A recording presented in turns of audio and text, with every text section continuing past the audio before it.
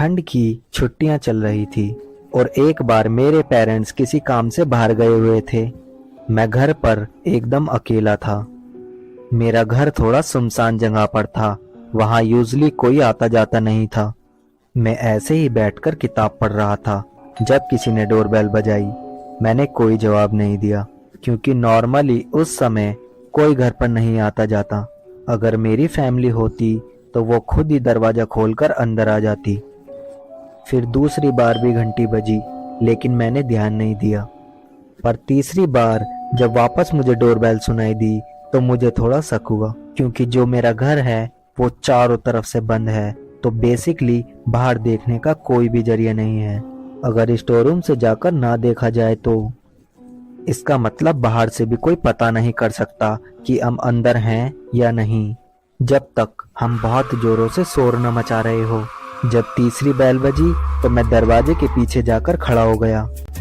कोई भी नॉर्मल इंसान 3 बार घंटी बजाने के बाद चला जाता है। इतने में ही उसने दरवाजा पीटना शुरू कर दिया, जिससे मैं बहुत डर गया। तभी मुझे एक आदमी की आवाज सुनाई दी, मैं जानता हूँ तुम अंदर हो, चलो चलो जल्दी बाहर आओ।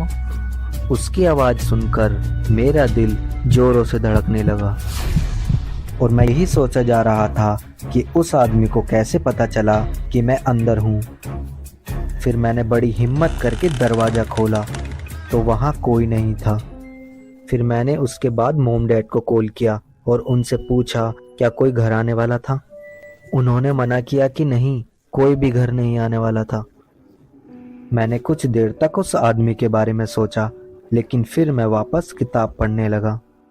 1 घंटे बाद फिर से डोरबेल बजी और मैं फिर से डर गया, लेकिन इस बार मैं सहम उठा और सीधा जाकर दरवाज़ा खोला तो फिर से वहाँ कोई नहीं था। मैं जैसे ही दरवाज़ा बंद करके पीछे मुड़ा तो मैं ये भयानक सीन देखकर बहुत ज़्यादा डर गया और डर के मारे मेरी हालत ख़राब हो गई। मेरे सामने एक आदमी खड़ा था जिसका सर कटा हुआ था और उसी का सर उसी के हाथ में था। जो सर उसने अपने हाथ में पकड़ रखा था वो सीधा मेरी तरफ देख रहा था और वो मुझे देखते देखते मुस्कुराने लगा। और वो जब मुस्कुरा रहा था तब उसकी आंखों में से खून की बूंद टपक रही थी। मुझे कुछ समझ नहीं आ रहा था मैं क्या करूं।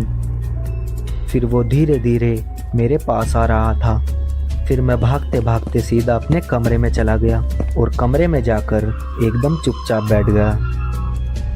कुछ देर तक जब मैंने दरवाज़ा नहीं खोला तो वो वहाँ से वापस जाने लगा। उस रात मैं सो ही नहीं पाया।